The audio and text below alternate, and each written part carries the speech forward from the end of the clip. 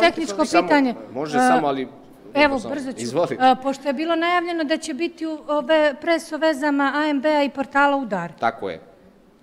Izvinjavam se ako to nisam pomenuo, dakle, dokazi koji su priloženi specijalnom državnom tužilaštvu dovode direktno u vezu aktivnosti, protivzakonite aktivnosti Agencije za nacionalnu bezbjednost, praćenje određenih lica, a taj materijal iz agencije završavao je na portalu Udar.